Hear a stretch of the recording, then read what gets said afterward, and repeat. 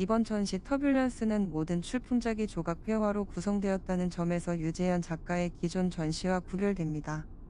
터뷸런스는 몇 년 동안 서울과 런던을 오가며 작업을 이어온 작가에게 발생한 물리적이고 감정적인 현상들을 함축적으로 시사합니다.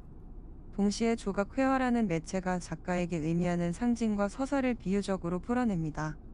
작가의 실제 경험을 기반에 둔 이미지로 점철된 전시는 추상의 오브제들이 비구상의 풍경을 만들어내며 구체적인 표현으로 형용할 수 없는 시각적 유희로 관객을 이끕니다. 지금 듣고 계신 터뷸런스 전시 오디오 가이드는 작가님이 쓰신 작품 코멘터리와 이번 전시와 조각 회화를 주제로 나눈 Q&A가 담겨 있습니다. 파티 레프트 오버 2.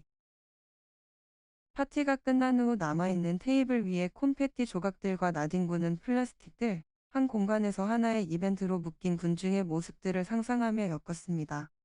밤거리를 밝히는 네온 사인이나 가로등 빛이 비치는 군중들의 얼굴을 떠올리게 할 만한 얼굴 조각들을 둥글게 배치했습니다.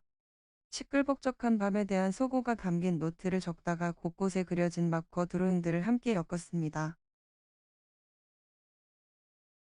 플레인 캐치 01, 플레인 캐치 02. 이곳이 밤이면 지구 반대편은 낮입니다.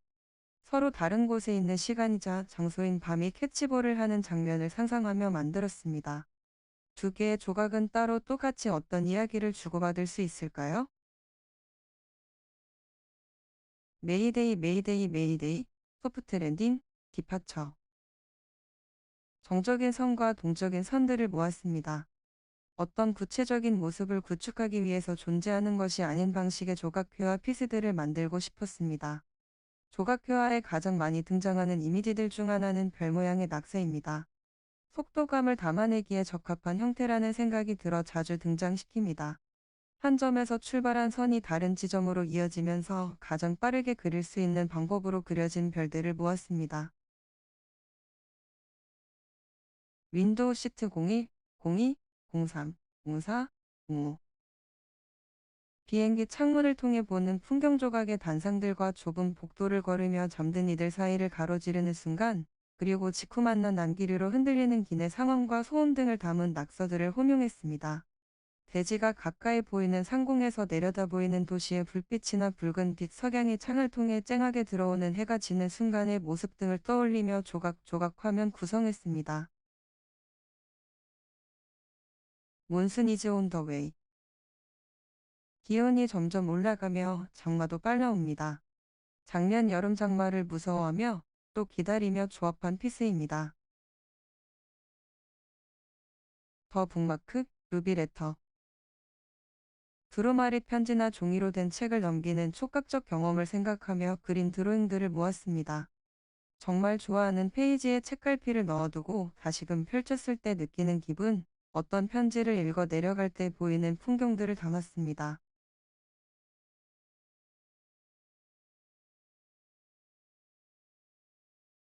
유재현의 세계관은 평면 회화와 조각 회화로 구성되어 있나요? 두 매체는 서로 어떻게 영향을 주고받나요? 최근 몇 년간 집중적으로 다루고 있는 방식은 평면 회화와 조각 회화, 그리고 유화 애니메이션 정도로 분류할 수 있을 것 같아요. 매체에 특별히 제한을 두고 작업을 하지는 않지만 어쨌든 캔버스 위의 유화도, 컴아웃 무드를 이용한 조각 회화도, 그리고 캔버스 위에 그려나가며 만드는 스톱모션 애니메이션도 모두 회화를 기반에 두고 뻗어나가는 방식인 것 같아요. 의식적으로 구분하지는 않았지만 회화의 파생 방식이나 이미지가 결집되는 과정에 중점을 두고 그때그때 가장 적당하고 알맞은 방식을 선택하고는 해요. 유재현에게 회화란 무엇인가요? 물론 명확히 정의하기는 어렵지만 저에게 회화라는 장르는 닿을 수 없는 곳에 가보고 싶은 어떤 노스텔지아적인 특성을 지닌 것 같아요. 가끔은 가보지 않았거나 혹은 어딘지는 모르지만 한 번쯤은 가보고 싶은 세계를 구현하려고 하는 발버둥이라는 생각이 들 때도 있습니다. 그래서 그런 세계를 향해 천천히 다가가는 마음으로 평면 회화와 조각 회화라는 두 가지 방식을 교차시키며 작업하고 있어요. 두 회화는 어떻게 구분되나요? 굳이 설명하자면 평면 회화는 캔버스라는 창문을 통해 서서히 단계를 쌓아가며 세계를 구축하는 것에 비유할 수 있을 것 같고, 조각회화는 조각조각 나누어진 개별적인 이미지들이 펼쳐져 있는 풍경을 목격하는 느낌을 줄 때가 있어요. 그래서 이 두 가지 작업을 서로 교차하며 진행할 때 가끔은 매우 이중적인 경험을 하고는 해요. 모두 같은 노트에서 파생되는 결과물이지만 작업 방식과 결과적으로 그려진 모습이 서로 너무 다르니까요. 제게 평면 회화는 주어진 캔버스 안에 세상으로 푹 들어가 처음부터 끝까지 물고 늘어지며 그 안에 무궁무진한 세계를 구축하는 과정이라면, 조각 회화는 어떤 구체적인 목적지가 없이 출발했지만 그 여정 자체가 결국 목적이 되는 과정이라고 보고 있어요. 조각 회화를 작업하게 된 계기가 궁금해요. 개별적인 이미지들이 실제 공간에 마구잡이로 펼쳐져 있는 장면을 목격하고 싶은 욕망이 계기가 되었던 것 같아요.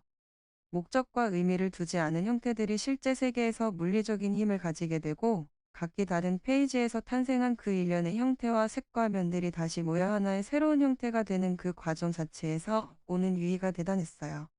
캔버스에 어떠한 세계를 그려 나갈 때 하게 되는 셀 수 없는 선택의 대부분은 아주 즉흥적이에요.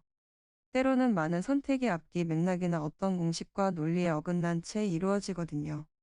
결국 그리기라는 것은 몸의 언어이기도 해서 작업실에서 일어나는 일련의 선택을 하나하나 설명하기 힘들 때가 많아요.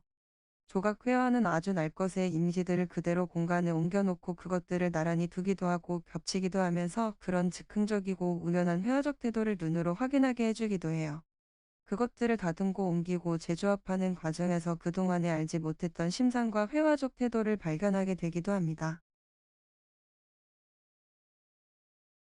2011년 첫 개인전 F를 보면 지금의 조각 회화와 닮은 작품으로 전시가 구성되어 있는 걸 볼 수 있어요.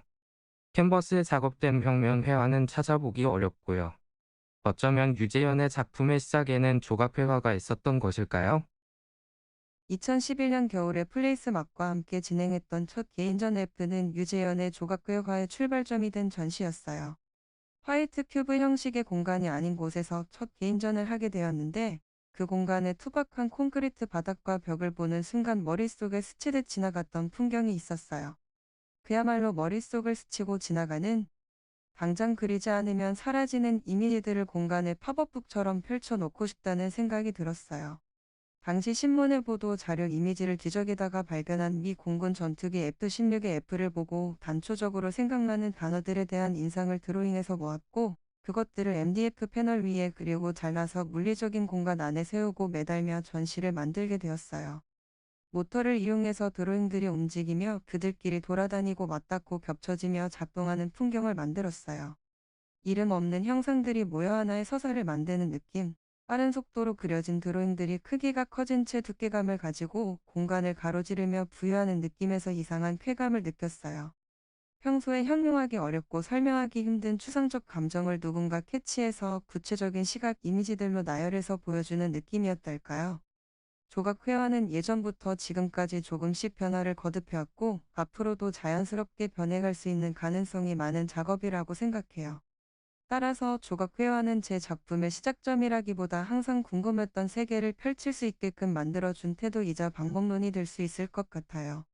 잠재하는 이미지들을 현재하는 것으로 전환하는 과정을 가장 뚜렷하고 명확하게 보여주는 책갈피 같은 존재가 되어가고 있어요. 첫 개인전 이후의 작업의 방향은 어떻게 발전되었나요?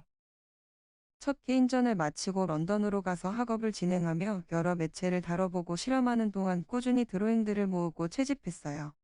드로잉이라는 단어로 명명되기도 힘든 낙서나 마커 자국으로만 이루어진 선, 면, 도형 등의 그저 흔적으로 치부되기에 십상인 가벼운 기록들까지, 하루에도 셀 수 없는 형과 색이 지나가는 머릿속의 풍경들을 거르지 말고 채집해보자 하는 마음이 바탕에 있었어요. 딱히 장소나 시간대에 제한을 두지 않아서 이 노트 저 노트에 낙서를 담아냈어요. 주로 마커를 이용해서 그렸는데 특유의 번짐이나 마무리 부분에 잉크가 고이는 정도, 선이 그어지는 모습을 통해 속도감이 드러나는 부분이 작업에 적합하다고 판단했었거든요. 아마 조각회화라고 이름 짓기 시작한 것이 바로 이때부터였던 것 같아요. 조각의 조각이 아닌 조각조각 모으다 할 때의 조각으로요. 런던에서 모은 드로잉 중 밤에 그린 드로잉을 채집해서 만든 작품들을 물라이트 펀치라는 이름의 작품을 필두로 노블레스 컬렉션에서 진행되었던 개인전을 통해 2018년에 선보였고, 이때부터 본격적으로 벽에 걸 수 있는 조각회화 작업을 진행하게 되었어요. 아마 이때부터 커팅한 자작나무 위에 유화로 마커 드로잉을 재현해서 나뭇결을 그대로 보여주는 현지의 작업 방식도 구축됐던 것 같아요. 말씀하신 것처럼 여기저기 남겨진 여러 형태의 낙서 중에 최종적으로 조각회화로 구현되는 형태는 무슨 기준으로 선정되나요? 막상 노트 위에 무엇인가를 끄적일 때는 별 생각이 없다가도 어느 정도 시간이 흐른 뒤 무심코 어느 페이지를 펼쳤을 때 어떤 대상으로서 강하게 인식되는 낙서 혹은 흔적들이 있어요. 각기 다른 날들에 그려진 것들이지만 함께 물질화하여 나란히 두고 싶은 것들이 보이기도 하고 어느 날에는 별 생각 없이 그어진 선들조차 애처롭게 느껴져 선택하게 되곤 해요. 조각회화로 구현되었던 이미지가 다시 평면 회화를 구상할 때 영향을 주기도 하나요? 혹은 반대로요. 개념보다는 시각적인 이미지나 디자인 관점으로요. 제 개인전은 대부분 평면 회화와 조각 회화가 함께 어우러진 구성을 띠고 있는 편이에요. 조금 전에 언급했던 전시 F 이후의 개인전이 대부분 그랬어요. 하지만 최근 마친 전시 지붕 위에서에서는 조각 회화를 출품하지 않았고 이번 CDA에서의 전시 터뷸런스는 조각 회화로만 구성해 봤어요. 저는 이 두 가지 방식의 작업을 따로 묶어 나누어 보고 싶었어요. 현재는 조각 회화와 평면 회화라는 두 세계가 서로를 침범하지 않는 선에서 나란히 이어지는 모습으로 작동하기를 바라는 마음이에요. 제작하는 과정에서 오는 공통된 시각적 영감은 있을 수 있으나 작업 과정이나 재료적인 측면에서 각기 다른 방향으로 작동되는 작업인 것은 분명해요. 그렇다면 유재현에게 조각회화란 어떤 의미인가요? 조각 회화는 저에게 재료적으로 물질화된 상상이라는 개념을 좀 더 극대화할 수 있는 성질이 있어요. 그렇기 때문에 의도하지 않은 형태의 모습으로 결과가 도출되기도 하고 그 때문에 이 과정 자체가 결국 심미성을 매우 추구한다고 볼 수도 있을 것 같아요. 결국 낙서 조각들을 추출하고 제작하는 것, 조각들을 선택하고 서로 엮는 행위, 이미지들이 얽히며 새로운 서사를 만들어내기도 하는 이 과정들이 저에게는 추상의 세계이기도 해요. 정확히 말하자면 추상적인 형태들로 이루어진 미구상의 세계라고 할 수 있겠네요. 아까 이야기한 것과 같이 작업 방식의 특성상 제게는 일종의 환기가 되기도 하고요. 모든 작업이 그렇지만 여러모로 애정을 갖는 작업 방식이자 장르이자 매체인 것은 틀림없어요. 모르셨겠지만 제 인스타그램 프로필 이미지도 조각회화 작품인걸요.